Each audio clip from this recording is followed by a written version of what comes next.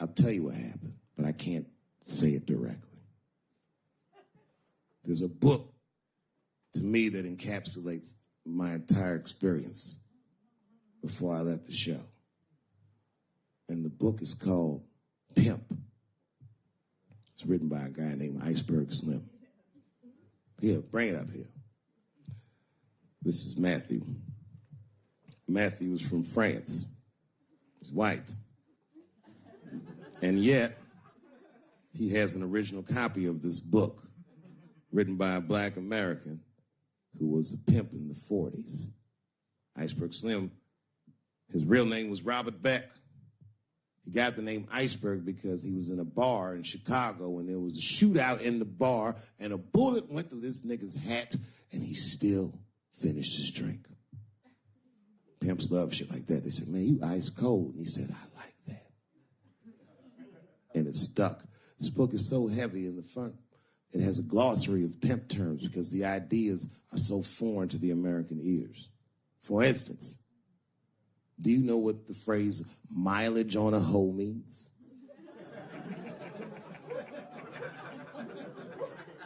Of course you don't. Mileage on a hoe is a very wild concept. It means that pimps understand there's a finite amount of bad shit a person can do before they'll lose their fucking mind. And a good pimp can look at a woman that he's never seen before and call it, she's good for 500 fucks. That's her mileage. Anything over that, that bitch is gonna spill. They do it to you. Why the fuck you think most of us work from 9 to 5? Because 9 to 6 might kill a bitch.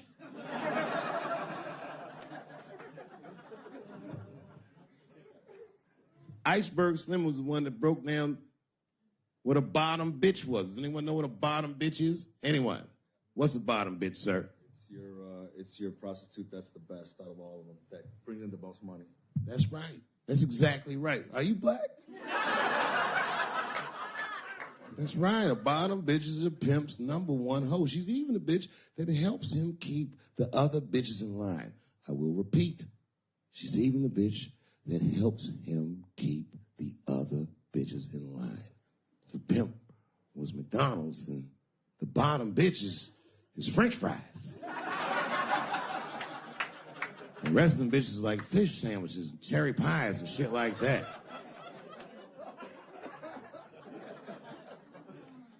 Iceberg Slim breaks down some of the coldest capitalist concepts I've ever heard in my life. He describes in detail how these men break women so that they will give them the money that they make with their own bodies. There's a story in here so cold it makes me shudder to think about it. Well, Iceberg Slim is trying to control the woman that he finds uncontrollable. So he asks older pimp how he can rein her in. And the older pimp says, oh, that's easy, Iceberg.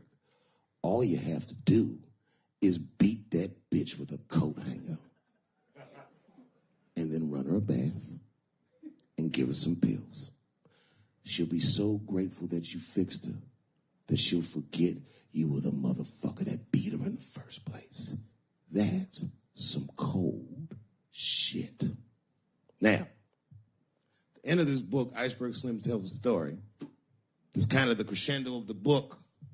And in the story, Iceberg Slim's bottom bitch is at the end of her mileage. If she was good for 500 fucks, she was at 498. She was bubbling. You could see it. She was going crazy. She started saying all kinds of shit. Oh, I always wanted to be in circus. Circus, this bitch is loose. I can juggle too, you know. Juggle. He had to let her go. It's hard to let her go. A bottom bitch go. And he wasn't ready to let her go because his organization couldn't handle losing her. But she didn't know that. She didn't know how important she was. So what he did was he called her to a diner. He said, look, bitch, you and I got to part ways. She said, fine, motherfucker. I don't need you anyway because I know somebody at Ringling Brothers. She's like, all right, bitch, whatever. I got one last trick for you. It's a big money trick. You do this for me, you get paid, I get paid, and we go our separate ways. She said, fine, motherfucker, what do you want me to do? He said, okay, there's a guy in that hotel across the street.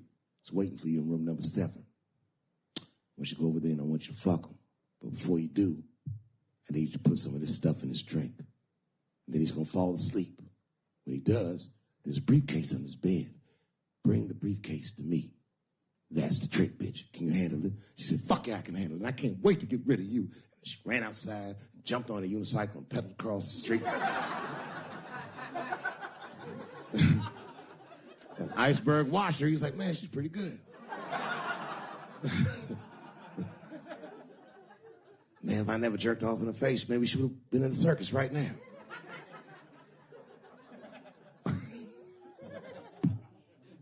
And she runs up to the motel steps and she disappears in room number 7, and she's gone for a real long time. Real long time. So long, in fact, that Iceberg got a little worried. But then, suddenly, she came back. He said, what's going on, bitch? Where's the briefcase? She said, I didn't get it, Daddy. He said, what do you mean you didn't get the briefcase, bitch? What's wrong with you? She said, oh, I did everything you said, but that man don't look right. Something wrong, Daddy. He said, what do you mean something's wrong, bitch? Did you put that stuff in his drink? She said, I did everything you said, Daddy. I put all of it in his drink. He said, wait a minute, bitch. Wait a minute. You put all of it in his drink? Now he had to see for himself. So the two of them go across the street to the motel, and they go into room number 7, and on the bed, laying lifelessly, is the white man that she was supposed to fuck. And Iceberg said, you right, bitch, she don't look good. What the fuck?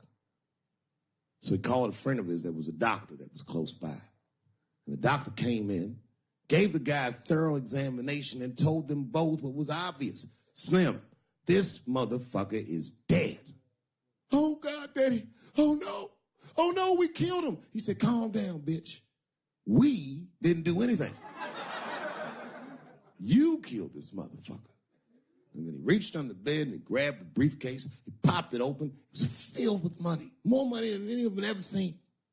And Iceberg took a little bit of the money and gave it to the doctor, and the doctor left discreetly. All right, bitch, let me think. I can fix this for you. I know somebody I can call. But if I call them, I'm going to owe these motherfuckers a big favor. Oh, God, Daddy, please. I don't want to go to jail. Neither do I, bitch, so will you shut up? She picked up the phone. She heard him mumbling in the phone a little bit.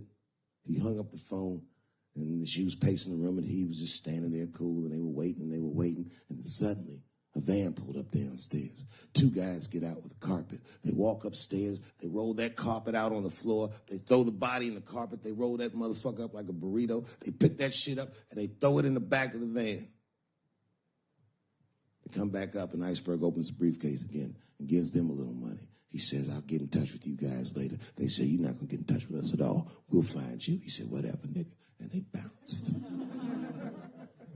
Oh, God, Daddy, oh, God. He says, relax, bitch. Listen, we getting the fuck out of here. You go downstairs, you get the car. We got to leave separately.